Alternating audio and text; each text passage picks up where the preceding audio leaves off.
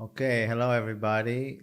Today I'd like to speak about happiness and joy and the difference between them, and we'll make it for you kind of tangible to understand what it means to be in a completely identified egoic state as opposed to being connected to your soul.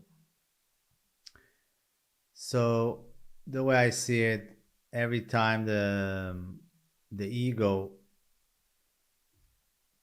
purchases something or has a certain experience that he can use as a support for his own self image, it makes him happy. Meaning that when you buy an object that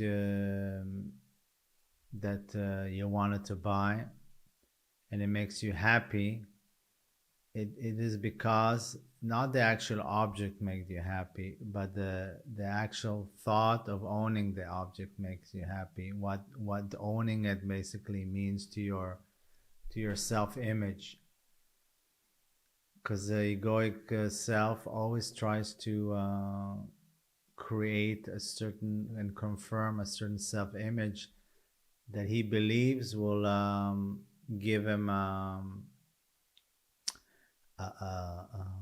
wholeness. We reach wholeness because when we live with an egoic identification, we feel separated. So we're constantly looking for ways to feel good and to feel complete because we're constant state of lack. So there's a new object, a new car, whatever we want to buy, and then we buy it.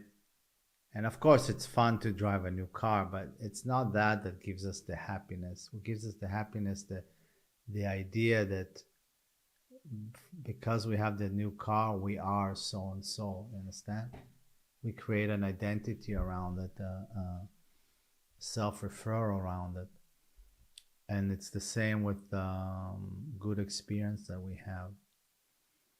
Yeah, it creates a story in our mind. Of course, on the senses, a good experience is nice, and it feels good, but the major thing is that it creates a story in the mind that we can identify with. Yeah. And then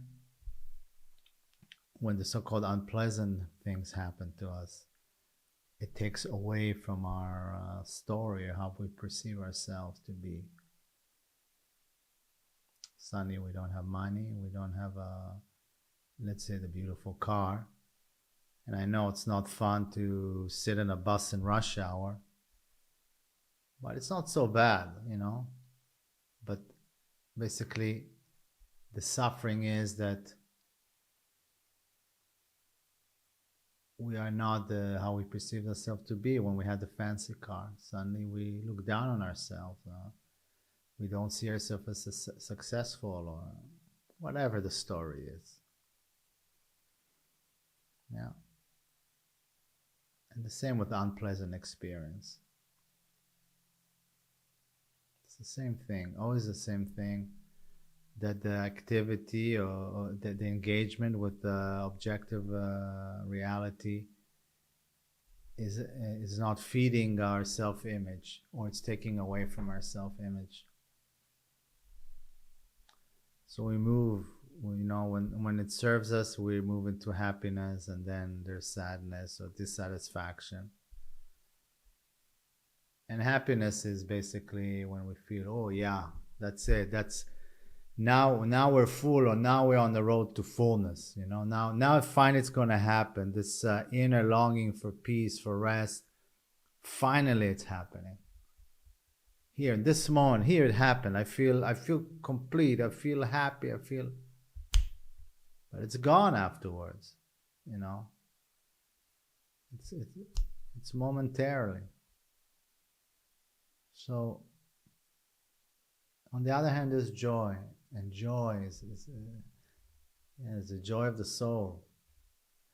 Joy has nothing to do with exterior stimulus, has nothing to do with objects, has nothing to do with satisfaction of the senses. Nothing. Joy is just your the pure state, the pure expression of who you are. Joy is just It comes out of being. Yeah, just comes out of being. That's the quality of being connected to who you are.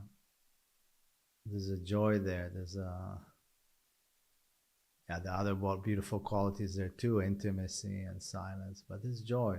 There's joy.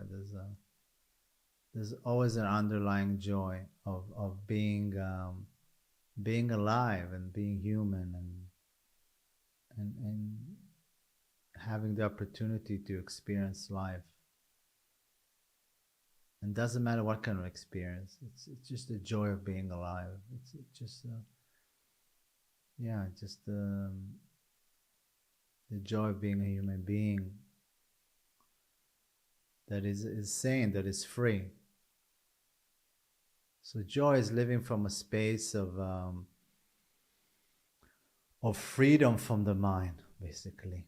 Joy, let's put it this way: joy is outcome of spaciousness. When the mind is not so-called limiting us, when we don't live through the human drama of fear and pain or um, inner conflict, then there's joy. So joy is a state of freedom from the mind. Yeah, when you disidentify from the mind, when you find a space of presence beyond the mind, then joy starts to express itself. Just it's an outcome. It's a natural state. It's one of the qualities of consciousness. This is joy, and from a space of joy, of a constant joy that is not dependent on any outer circumstances, happiness seems so shallow, you know, because joy is silent and joy is full. And happiness seems very shallow. To seek happiness seems like a completely futile endeavor. So joy is just being, the joy of being. That's it. Yeah. The joy of being part of existence. The joy of looking at the birds, looking at the sky, experience yourself and the body in intimacy and silence. And it's more than enough. And of course, if the outer circumstances bring something, it's okay. If you get the car, it's okay. If there's a pleasant experience or unpleasant, or it's also okay. If there's unpleasant experience, it's also okay. So from a space of joy, nothing is added, nothing can be taken away. There's an underlying state beyond the fluctuation of manifestation that is joyful. Yeah.